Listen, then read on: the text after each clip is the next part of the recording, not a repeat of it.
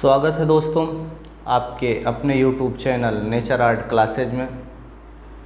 दोस्तों जो आज का हमारा वीडियो है वह साक्षात्कार अर्थात इंटरव्यू का जो वीडियो है वह आप लोगों के लिए हम लेके आए हैं, क्योंकि इस समय माध्यमिक शिक्षा सेवा चयन बोर्ड जो उत्तर प्रदेश का प्रशिक्षित स्नातक ELT ग्रेड का इंटरव्यू चल रहा है और प्रवक्ता अर्थात लेक्चरर का जो इंटरव्यू इस समय वर्तमान समय में 21 सितंबर से चालू हो रहा है। तो बहुत सारे विद्यार्थियों ने हमको फ़ोन किया कि सर एक इंटरव्यू का वीडियो जो है आप बना दीजिए, क्योंकि दोस्तों मुझे भी चयन बोर्ड में 2 बार जाने का मौका मिला है और दोनों बार मैं चयनित रहा।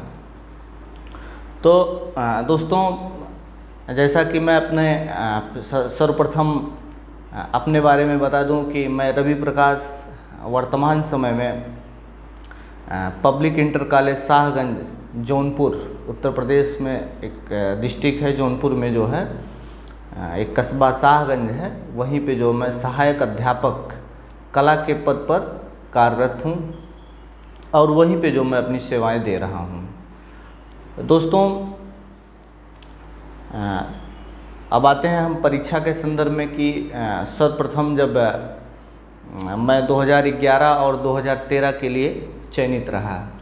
दोस्तों पहले 2011 का विज्ञापन आया, लेकिन जो है जब परीक्षा का समय आया तो एक दिन पहले उस परीक्षा पे स्टे हो गया और परीक्षा रुक गई और यह काफ़ी लंबे समय तक चली, क्योंकि उसमें विज्ञापन जो हुआ था उसमें सत्यापन को लेके और तमाम खामियां थी, इसलिए परीक्षा को रोक दी गई। उस समय जो है उत्तर प्रदेश में जो है बसपा की सरकार थी, सुश्री मायावती मुख्यमंत्री थी उस समय, और उसके बाद जो है 2013 में जो है ये सरकार पलट गई और फिर समाजवादी पार्टी की सरकार बनी और पूर्व मुख्यमंत्री श्री अखिलेश यादव उस समय के वर्तमान मुख्यमंत्री बने और फिर जो है 2013 का विज्ञापन हुआ। अब जब 2013 का विज्ञापन हुआ तो दोस्तों यह काफ़ी लंबे समय तक चला और उसके बाद अंततः जो है इसकी परीक्षा परशुराम पाल जो एक चेयरमैन हुआ करते थे तत्कालीन उस समय चयन बोर्ड के, उनके समय में परीक्षा करवाई गई। 2011 का पेंडिंग रहा और 2013 की परीक्षा करवाई गई और 2013 की परीक्षा हुई और पुनः रिजल्ट आया और जो भी लोग उसमें पेपर अच्छे से किए जो है इंटरव्यू के लिए क्वालिफाई किए। तो दोस्तों अब मैं अपना अनुभव साझा कर रहा हूँ यहाँ पे, और उस परीक्षा में हम भी क्वालिफाई हुए और जब प्रश्न की आंसर की आई तो उसके हिसाब से मेरे 104 प्रश्न सही हुए। अब फिर साक्षात्कार का समय आया 21 अर्थात 21 अक्टूबर 2016 को जो है हमारा साक्षात्कार उत्तर प्रदेश माध्यमिक शिक्षा सेवा चयन बोर्ड में हुआ। अब वहाँ पे होता क्या क्या है और किस तरीके के इंटरव्यू होते हैं और किस टाइप के प्रश्न वहाँ पे पूछे जाते हैं, उसके बारे में ही हम मुख्यतः बात करने के लिए आप लोगों से रूबरू हुए हैं। तो सर्वप्रथम मेरी वहाँ पे एंट्री हुई और जैसे हाल एक बड़ा सा नीचे बना हुआ है, सारे बच्चों को वहाँ पे बैठा दिया जाता है और 10-10 लड़के करके जो है सचिव का जो चैम्बर होता है उसके बाहर बैठाए जाते हैं। सॉरी, सचिव के सामने नहीं, 10-10 लड़कों को ऊपर बुलाया जाता है। सर्वप्रथम उनके जो कागजात होते हैं, जो उनके मूल डॉक्यूमेंट्स होते हैं, उसका एक रफली जो है सत्यापन होता है। तो वहाँ पे सत्यापन होने के बाद फिर जो है फिर उसके ऊपर हम जाते हैं जहाँ पे सचिव का जो सेक्रेटरी होते हैं चयन बोर्ड के, उनका जो चैम्बर होता है उनके बाहर बच्चों को लाइन से बैठा दिया जाता है और एक एक करके वहाँ पे अभ्यर्थियों को बुलाया जाता है और उनको एक लिफाफा में जो है, लिफाफे के अंदर एक पन्ना होता है जिसमें आपके कोड और आपके साक्षात्कार संबंधित चीज़ें जो है दी जाती हैं और फिर जो है उसके ऊपर बोर्ड लिख दिया जाता है कि कौन से बोर्ड में आपका इंटरव्यू है, 1 number, 2 number, 3 number, 4 number, 5 number, 6 number इत्यादि 5-7 बोर्ड लगे होते हैं।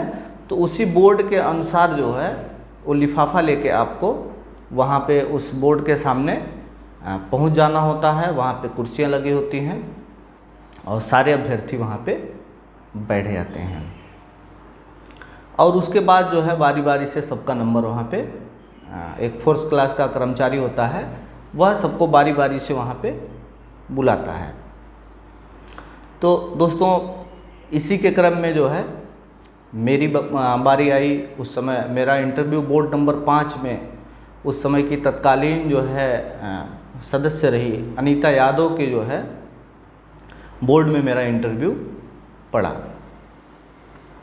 तो जैसे ही एंट्री होती है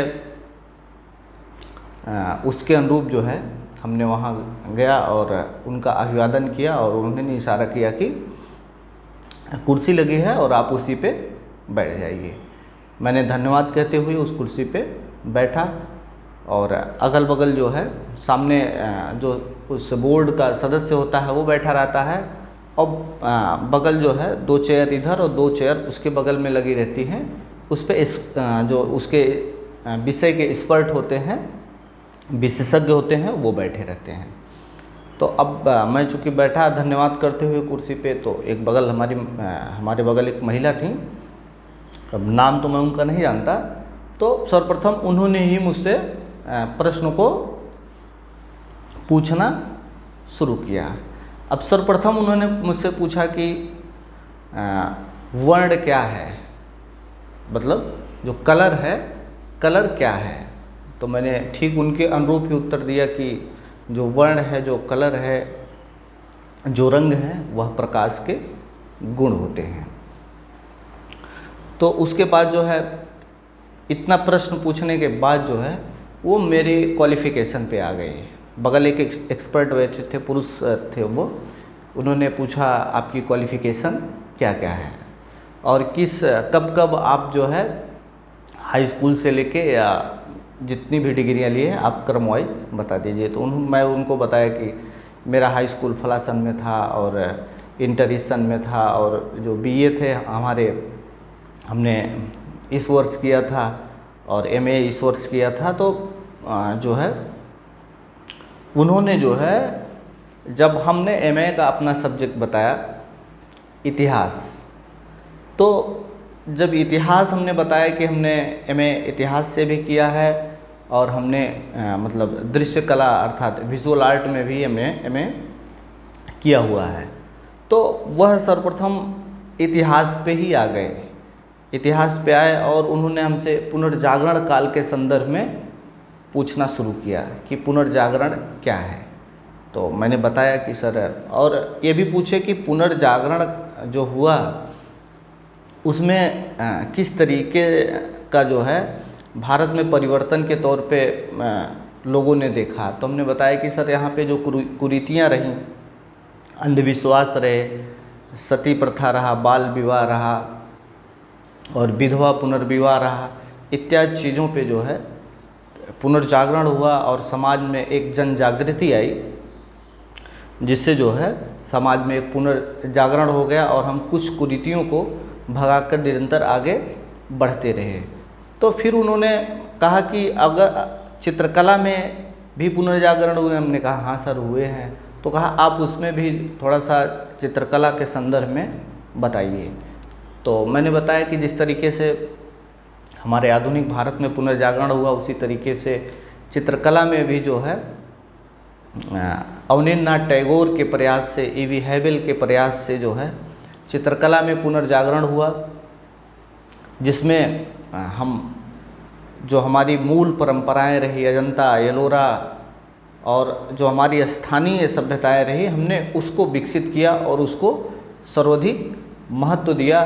और उसी समय अवनींद्रनाथ टैगोर साहब जो है एक पद्धति का विकास करते हैं जिसे हम वास पद्धति के नाम से जानते हैं। तो इस पे जो है लगभग 2 मिनट तक वह जो है खींच ले गए। फिर इसी के क्रम में बगल जो मैडम पूछी तो वो हमसे पूछी कि रेखा के बारे में आप क्या जानते हैं। तो मैंने बताया कि मैडम रेखा जो है मुख्यतः 3 प्रकार की होती हैं, क्षैतिज रेखा, ऊर्ध्वाधर रेखा, समांतर रेखा।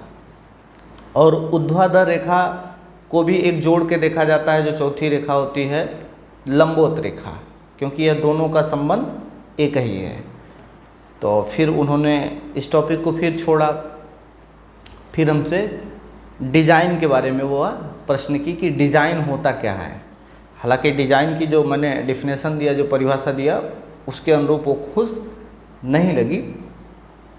फिर जो है इस तरीके के जो है कुछ उस समय जो सरकार की योजनाएं रही, एक आध दो महिला से संबंधित उन्होंने योजना पूछा कि वर्तमान समय में अखिलेश यादव जी की गवर्नमेंट थी, तो उस समय मुख्यतः उनका फोकस जो था कि महिलाओं के लिए कुछ खास इस सरकार के बारे में बताया। तो उस समय महिला हेल्पलाइन का नया गठन किया गया था, यह शायद चल रहा था, तो उसी संदर्भ में हमने थोड़ा बहुत उनसे चर्चा किया। तो ये हमारा जो है 2013 का जो विज्ञापन था उसमें इंटरव्यू रहा, और उसमें जो है मुझे 41.33 नंबर जो है उस समय इंटरव्यू में दिए गए। दोस्तों, ये हमारा जो है 2013 का जो विज्ञापन रहा, उसका जो साक्षात्कार रहा, उसका अनुभव हमने आपसे साझा किया। फिर मित्रों, जब 2013 का रिज़ल्ट आया तो उसमें जो है हमको जो कॉलेज अलॉटमेंट हुआ वह आदर्श जनता इंटर कॉलेज रूपधनी एक जगह है जनपद एटा में, वहाँ पे हमारा चयन हुआ और फिर हम जो है वहाँ जाके ज्वाइनिंग किए। अब जब ज्वाइनिंग किए तो फिर हम वहाँ अपनी सेवाएं देने लगे। इसी बीच जो है थोड़ा वहाँ पे कुछ जो है हमको अटपटा सा लगा, या कुछ थोड़ा बहुत वहाँ पे विवाद हुआ। उसी समय जो है 2011 का परीक्षा जो है 2016 में हुई और उसका रिजल्ट पुनः आ गया और उसके साक्षात्कार की भी डेट लग गई। तो मेरा मन बिल्कुल खिन्न हो गया था कि अब यहाँ पे हमको नौकरी ही नहीं करनी है। तो फिर जो 2011 का विज्ञापन था उसका स्टे हट गया और 2016 में जो है इसकी परीक्षा कराई गई और फिर जो है 2018 में इसका रिजल्ट को घोषित कर दिया गया। उसके बाद पुनः इसकी साक्षात्कार की डेट आई और जिसमें मैं भी क्वालिफाई रहा। उसके बाद हमने तरह तरह के हथकंडे अपनाए कि यहाँ से मेरा ट्रांसफ़र हो जाए, और उसमें ट्रांसफ़र प्रोसेस भी बड़ा माध्यमिक शिक्षा सेवा चयन बोर्ड का बड़ा टेढ़ा है। हालांकि मैंने प्रयास किया, तमाम तरीके से अप्रोच भी इधर उधर से लगाए और जो है उसी दरमियान जो है मेरी फ़ाइल को जेडी अलीगढ़ जो है रोक दिए। अब चूँकि मैं ना इधर का ना उधर का, तो फिर जो है उसी समय डेट लगी 2011 का और हमने फिर जो है 2011 में जो है इंटरव्यू देने के लिए क्वालिफाई हुए। अब 2011 का जो साक्षात्कार का जो मेरा अनुभव रहा, अब उसके बारे में थोड़ा सा हम चर्चा कर लेते हैं। वहाँ पे जो हमारा 2011 का इंटरव्यू रहा वह बोर्ड नंबर 4 में रहा संभवतः।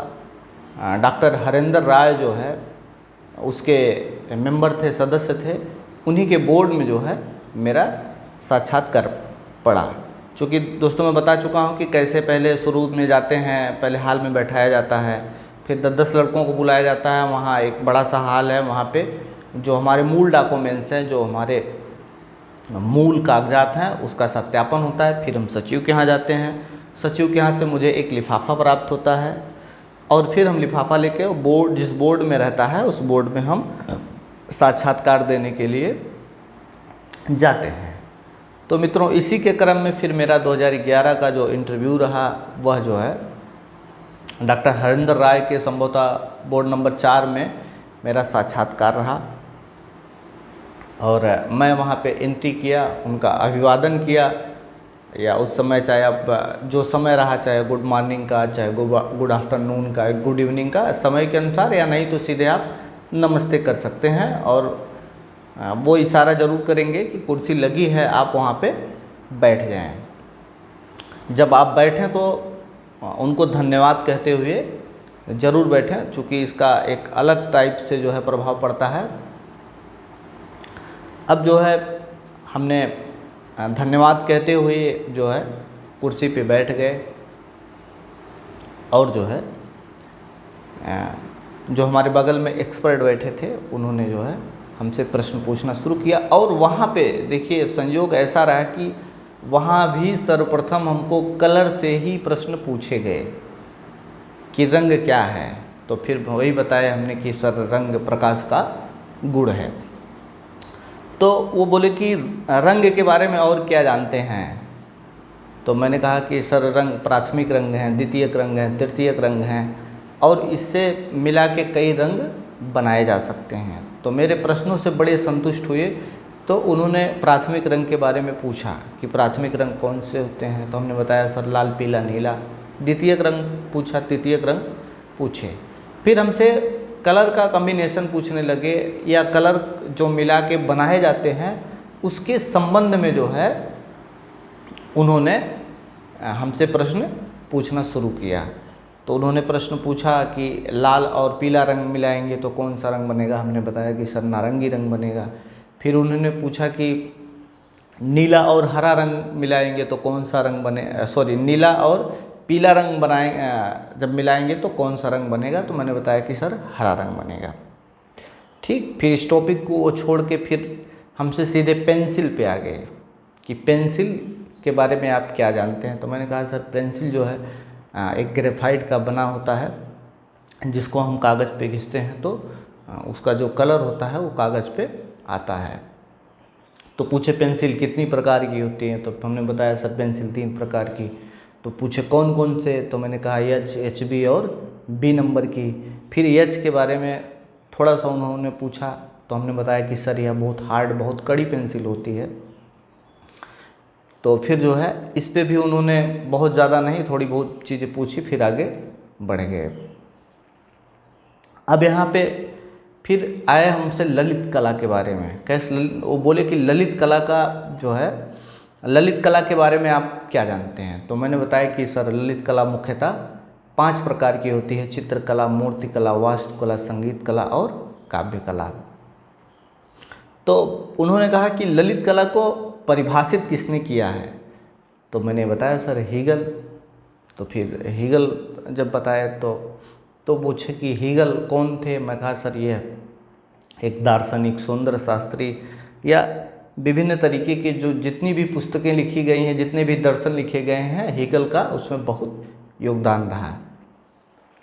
ठीक, तो इसी के क्रम में वह थोड़ी बहुत चीज़ें पूछे, और फिर जो है कह के और दार्शनिकों के बारे में आप क्या जानते हैं।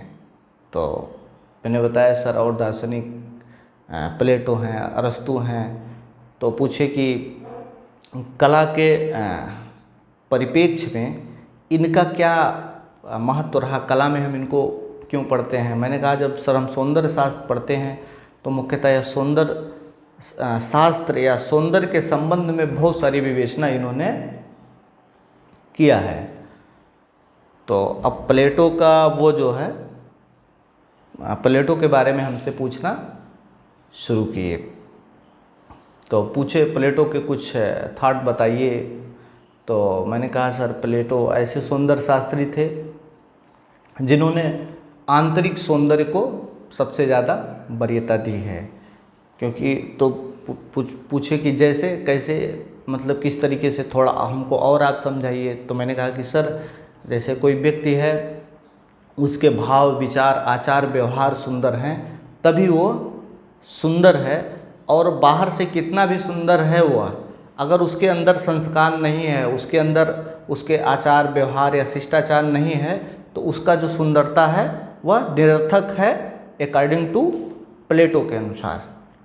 तो उन्होंने कहा ठीक। तो कहा कि इनकी एक शिष्य हैं अरस्तु। मैं कहा हाँ सर। तो कहें कि अरस्तु तो इनके थाट को पलट देते हैं। मैंने कहा हाँ। तो पूछे कि उनके बारे में कुछ बताइए। तो मैंने कहा सर कि जो अरस्तु है, अरस्तु जो है बाह्य सौंदर्य को मानता है, मतलब जो बाहरी सौंदर्य है वही जो है अच्छा है, और आंतरिक सौंदर्य को वह नहीं मानता है। कि जो वस्तु या जो कलाकृति या जो भी प्राकृतिक वातावरण है जो हम देखते हैं तो हमारा मन तुरंत जो है मतलब भाव विभोर हो जाए, उस दृश्य को देखकर हम बिल्कुल वाह वाह करने लगे, वही सौंदर्य है। तो उन्होंने कहा चलिए अच्छा ठीक है। फिर जो है उन्होंने सरकार की योजनाओं के बारे में हमसे पूछा, क्योंकि इस समय 2019 में भारतीय जनता पार्टी की सरकार बन चुकी थी। माननीय योगी आदित्यनाथ उत्तर प्रदेश के मुख्यमंत्री थे। तो उन योजनाओं के बारे में उन्होंने पूछना शुरू किया। तो मैंने बताया कि सर सरकार की जो योजना है केंद्र सरकार की, वह बेटी बचाओ बेटी पढ़ाओ, उज्ज्वला है, जनधन है, मेक इन इंडिया है, स्वच्छ भारत है। तो हालांकि उत्तर प्रदेश के संबंध में उन्होंने बहुत नहीं पूछा, क्योंकि बहुत सारी सरकार की योजनाएं इस पे अभी आ नहीं पाई थी। फिर लास्ट में उन्होंने कहा कि आप चित्र बना सकते हैं।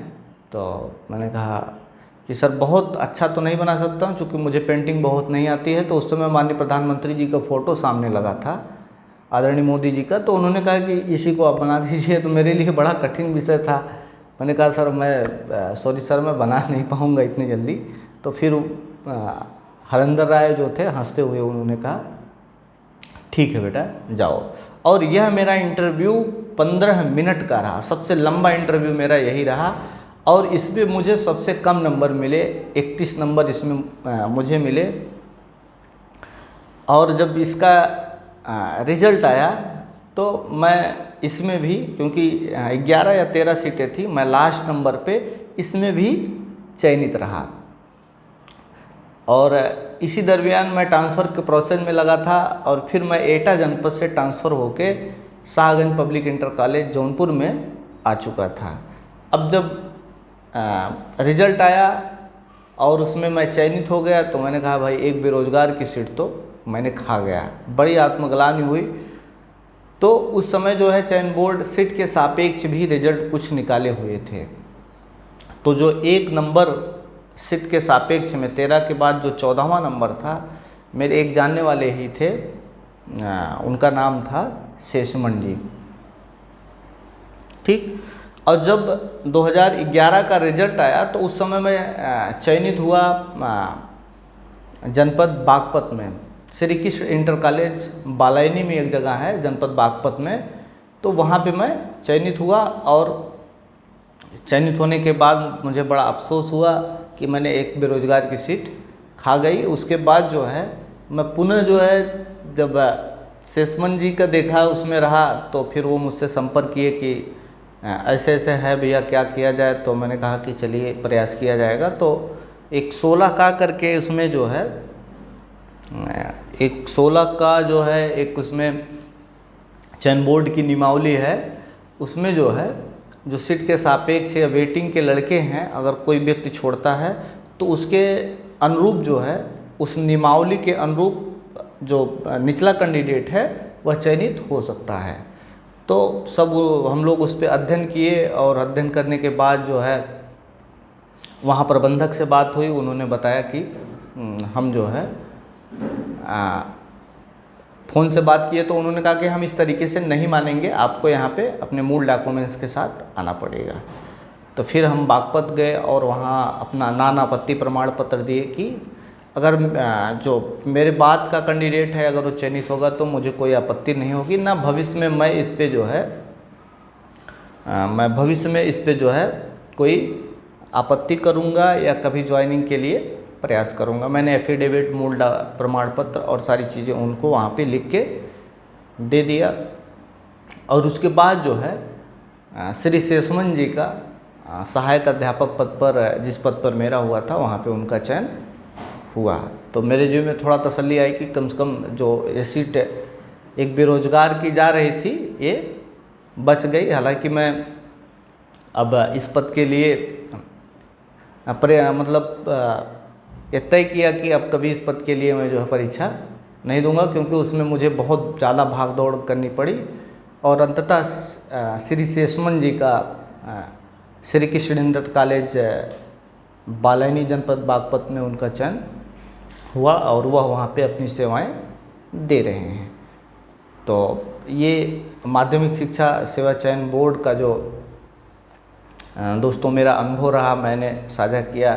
और माध्यमिक शिक्षा सेवा चयन बोर्ड उत्तर प्रदेश का जो 21 तारीख से इंटरव्यू लग रहा है, इसमें जो अभ्यर्थी होते हैं तरह तरह के अप्रोच का भी प्रयास करते हैं और इसमें कुछ अभ्यर्थी सफल भी होते हैं। हालांकि मेरे तौर से इसकी कोई आधिकारिक मैं बात नहीं कर रहा हूं, लेकिन जो है तरह तरह के लोग प्रयास करते रहते हैं और इस तरीके से अपना इंटरव्यू देते रहते हैं। और दोस्तों जो मेरा यह अनुभव रहा यही रहा कि इसी तरीके से इंटरव्यू वहाँ पे हुआ। अब दोनों जो इंटरव्यू हुए उसको ओवरऑल अगर हम निकालें तो सबसे ज़्यादा प्रश्न हमको कला के तत्व से पूछे जा रहे हैं, जिसमें रेखा, रंग, रूप, तान, पोत, अंतराल, इस टाइप के प्रश्न को सबसे ज़्यादा वरीयता दी जा रही है। रेखा को, रंग को, पेंसिल को, और बाकी अजंता, एलोरा जो इत्यादि चीज़ें हैं इस पे बहुत प्रश्न नहीं पूछे जाते, चूँकि इतना व्यक्ति पढ़ा होता है तो उसको इतना दिक्कत नहीं होती है। तो इस टाइप के प्रश्न सबसे ज़्यादा पूछे जा रहे हैं। तो मित्रों बस आज जो है इतना ही। बहुत बहुत धन्यवाद।